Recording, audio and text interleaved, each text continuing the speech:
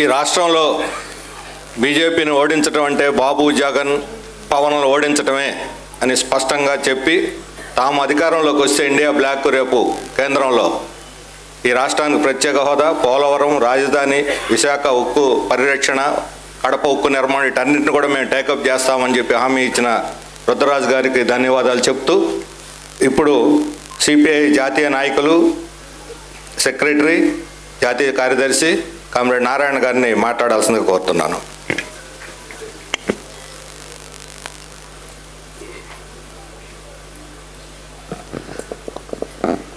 క్షమించాలి, ప్రకృతి కూడా మాకు వ్యతిరేకంగా ఉంది. నేను వచ్చే ఫ్లైట్ కూడా ఒక గంట పైన తిరిగింది. సకాలం రాలేకపోయినందుకు క్షమాపణ తెలియజేస్తూ ఈ సభలో వేదిక మీద ప్రముఖులు ఎక్కువ మంది ఉన్నారు. వాళ్ళందరి పేరు చెప్తే టైం ఎంత అవుతుంది. వాళ్ళకి నా నమస్కారాలు. అదేవిధంగా సిపిఐ సిపిఎం జాయింట్గా విజయవాడలో ఒక రాజకీయ సదస్సు, దీనికి ఒక ట్రెడిషన్ ఉంది విజయవాడకి. ఇది ఒక పొలిటికల్ సెంటరు, వామపక్ష కేంద్రం. సుందరయ్య గారు, చంద్ర రాజేశ్వరరావు గారు వీరు నిర్మించిన ఉద్యమం విజయవాడ నుంచి స్టార్ట్ అయ్యి చివరి ఢిల్లీ దాకపోయింది. అలాంటి ప్రాంతంలో ఒక పొలిటికల్ ఇనిషియేటివ్ తీసుకున్నందుకు నేను సంతోషపడుతున్నాను. మీ ప్రయత్నానికి భారత కమ్యూనిస్ట్ పార్టీ నుంచి పూర్తిగా సహకారం, మద్దతు ఉంటుందని తెలియజేస్తా ఉన్నాను. మొన్న ఢిల్లీలో 1120 మందికి పైన కార్యకర్తలతో కూర్చి బీజేపీ ఒక మహాసభ అన్నారు, కార్యకర్తల మీటింగ్ అన్నారు, ఏదో వాడి ఇష్టం. దానిలో మోడీ చెప్తూ ప్రపంచంలో అన్ని దేశాలు నన్ను ఆహ్వానిస్తున్నాయి, మనం పొగుడుతూ ఉన్నాయి, ఇది మద్దతు చూస్తున్నప్పుడు ఖచ్చితంగా ఈ దేశంలో 400 సీట్లు మనం గెలిచేటువంటి అవకాశం ఉన్నాయని చెప్పి చెప్తా ఉన్నాడు. అది నాకు అర్థమే కాల.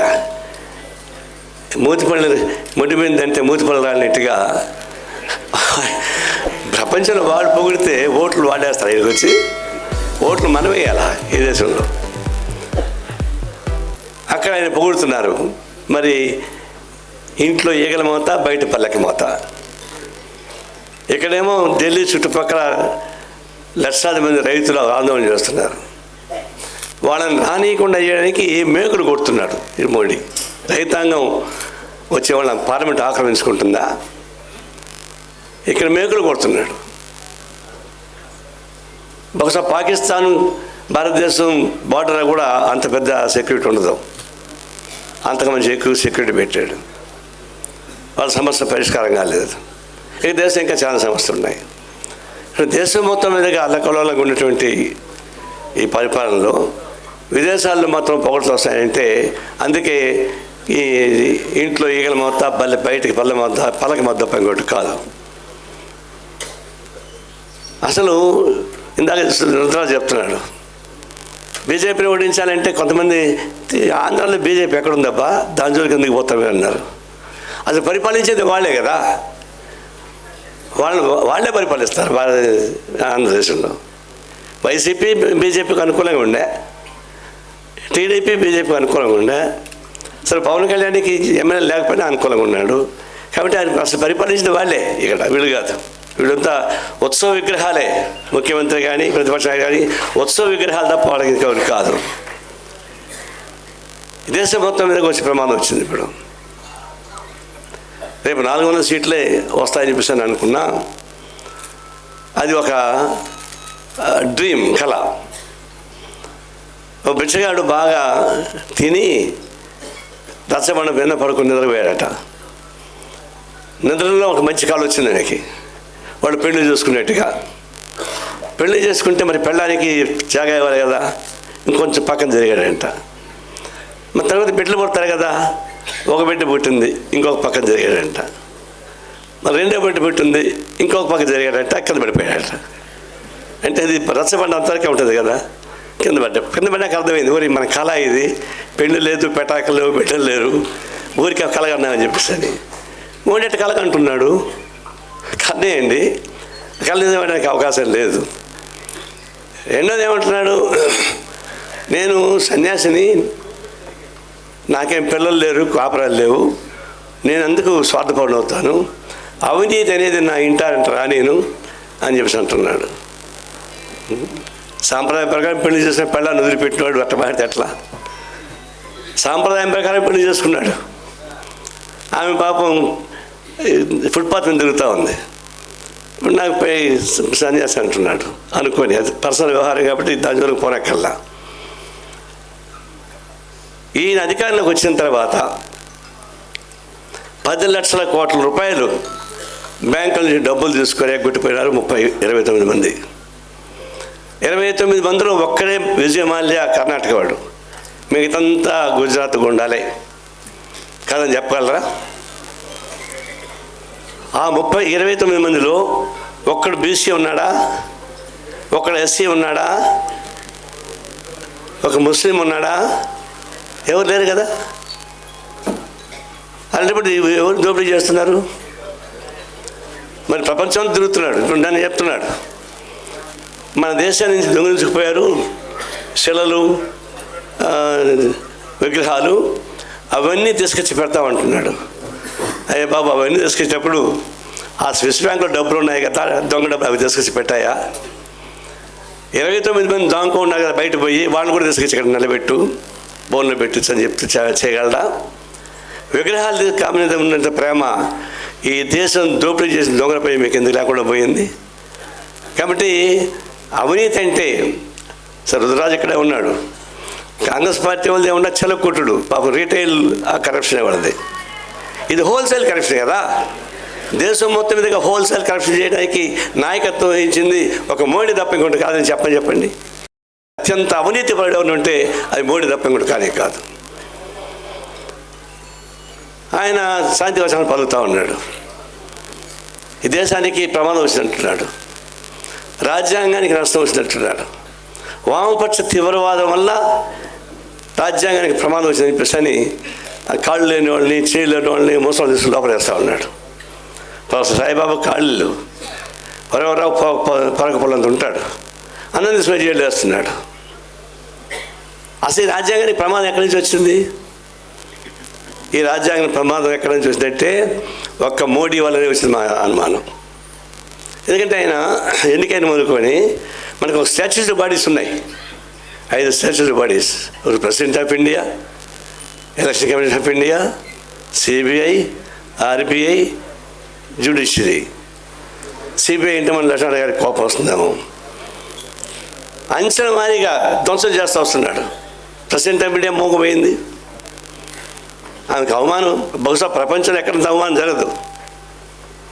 పార్లమెంట్ భవన్ ఓపెన్ చేస్తే ఆమె పిలవడా, ప్రెసిడెంట్ ఆఫ్ ఇండియా వెళ్ళడా? అయోధ్యకు అందరినీ పిలిచాడు, మరి ఆమె వెళ్ళలేదు అంటే ఆమె వీడియో కాబట్టి.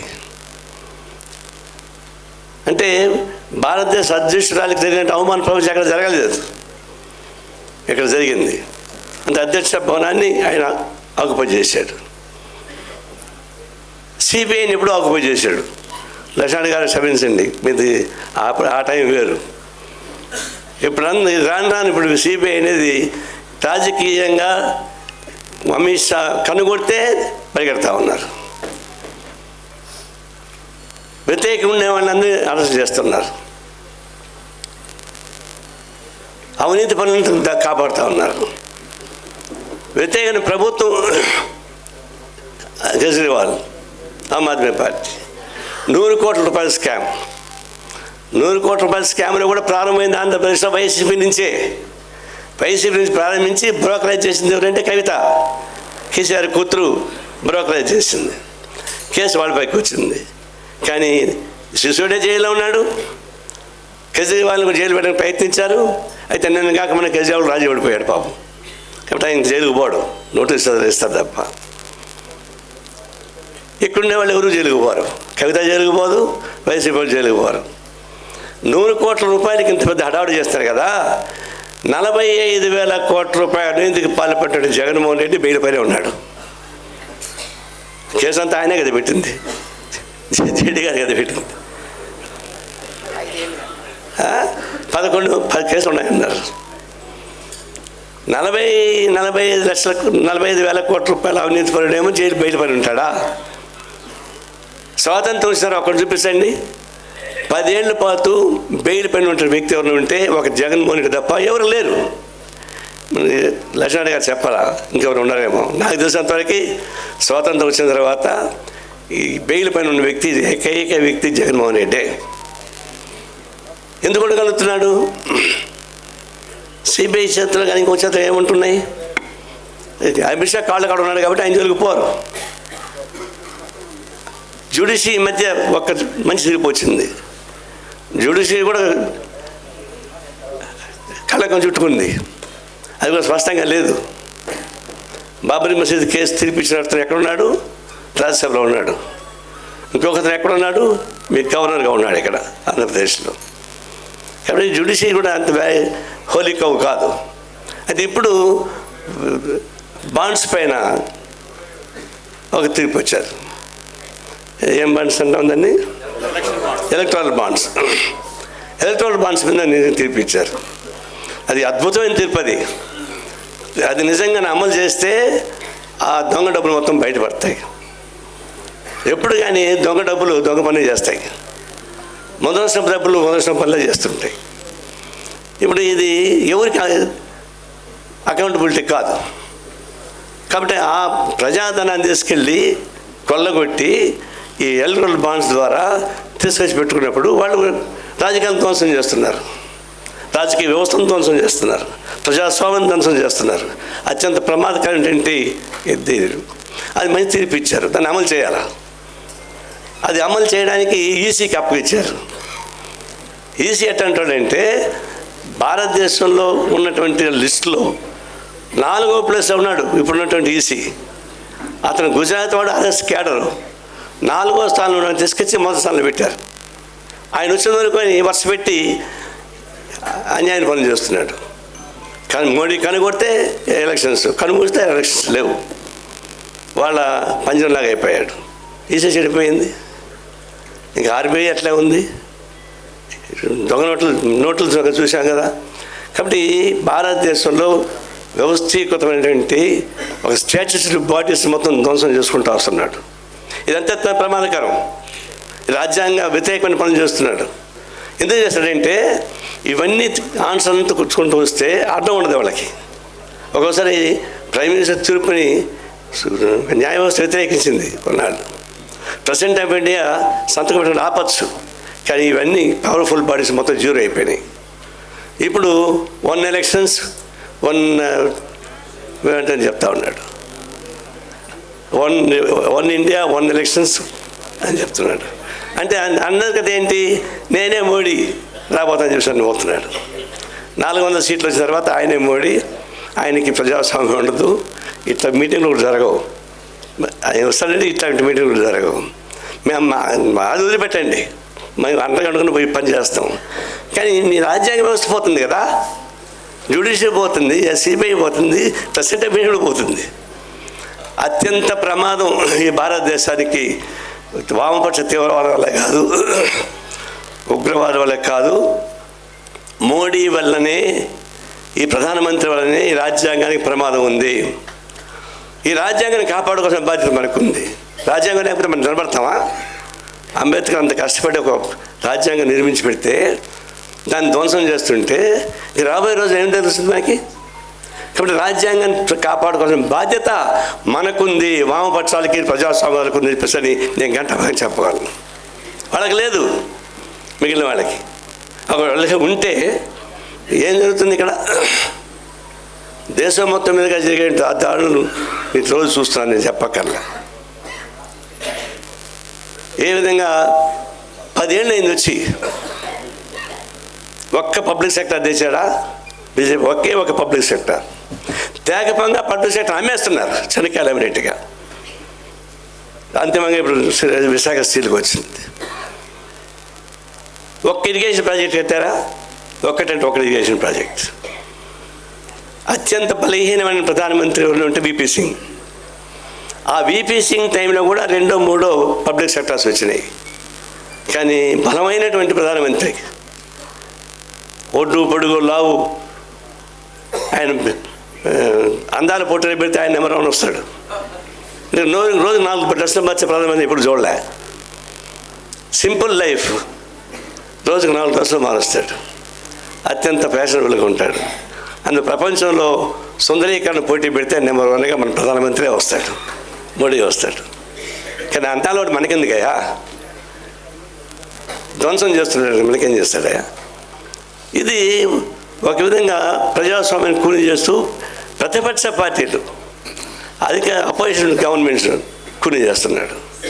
ఇప్పుడు తమిళనాడులో డిఎంకే ప్రభుత్వం పైన నిత్యం దాడులే, ఐటీ దాడులు.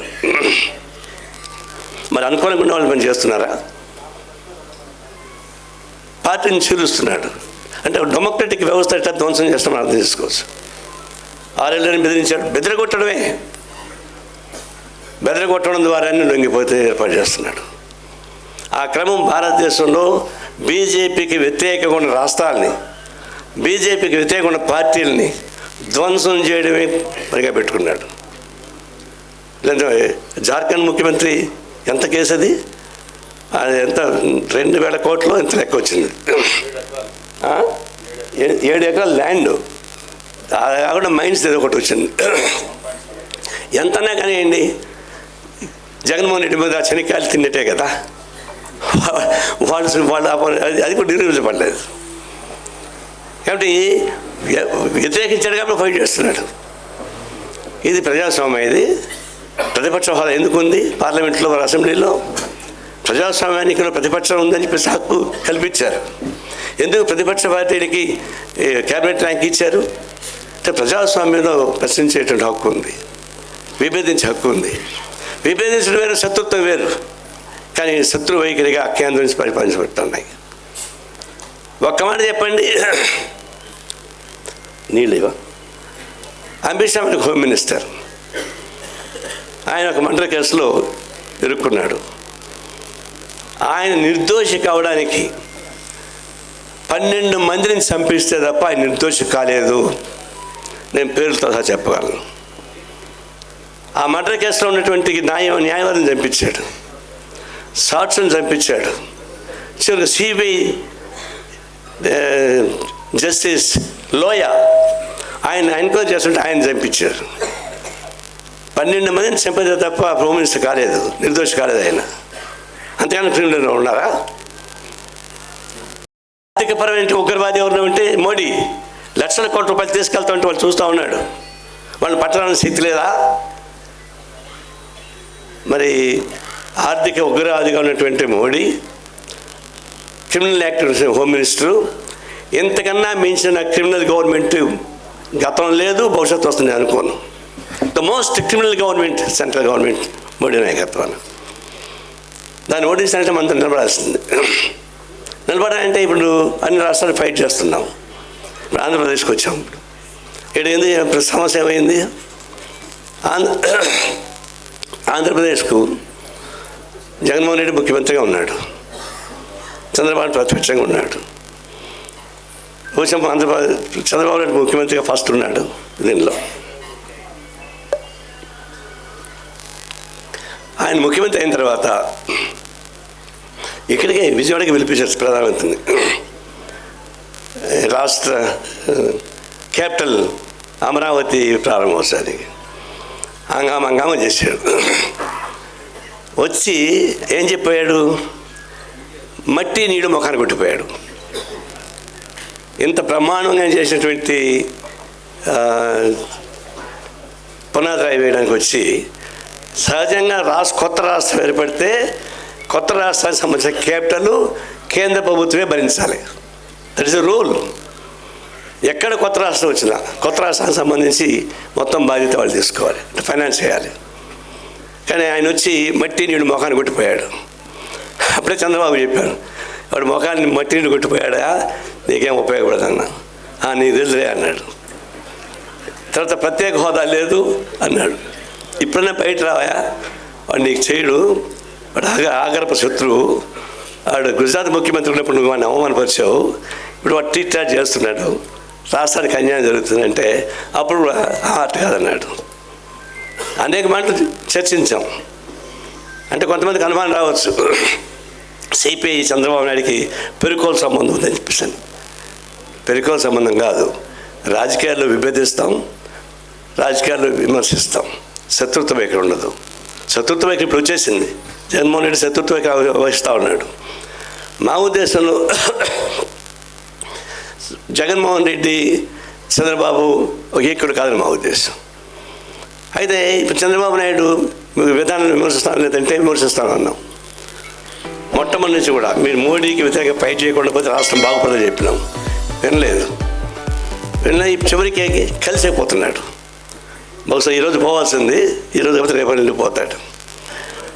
అంటే ఒకవైపున బలమైనటువంటి ప్రతిపక్ష పార్టీ ఉన్నటువంటి వైసీపీ ఈ రాష్ట్ర ప్రయోజనాలకి అన్యాయం చేస్తుంటే, ఒక మాట చెప్పండి, ఈ ప్రధానమంత్రిని కోరుకొని మన రాష్ట్రానికి అన్ని రకాల అన్యాయం చేస్తున్నాడు.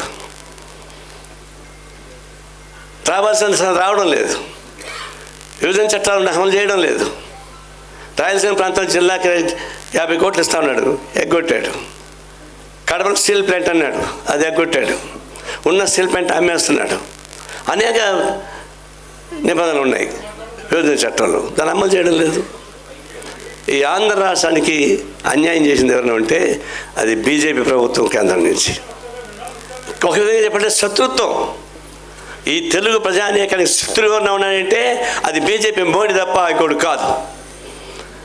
అలాంటి ఆంధ్ర రాష్ట్రాన్ని ప్రజానీకాన్ని తెలుగుదేశాన్ని తెలుగు ప్రజలను అన్యాయం చేసేటువంటి వాటితో ఎవరు సహవాసం చేసినా, ఎవరు ఆ బంధం పెట్టుకున్నా, ప్రత్యక్షంగా పెట్టుకున్నా పరోక్షంగా పెట్టుకున్నా వాళ్ళు కూడా మన శత్రువులే.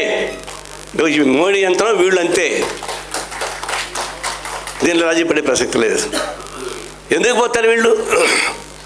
ఇంత పెద్ద ప్రతిపక్ష పార్టీ బలంగా ఉన్న వైసీపీ బలమైన భారతదేశంలో ప్రాంతీయ పార్టీలో బలమైన పార్టీ అది ఉంటే వైసీపీ పార్టీ.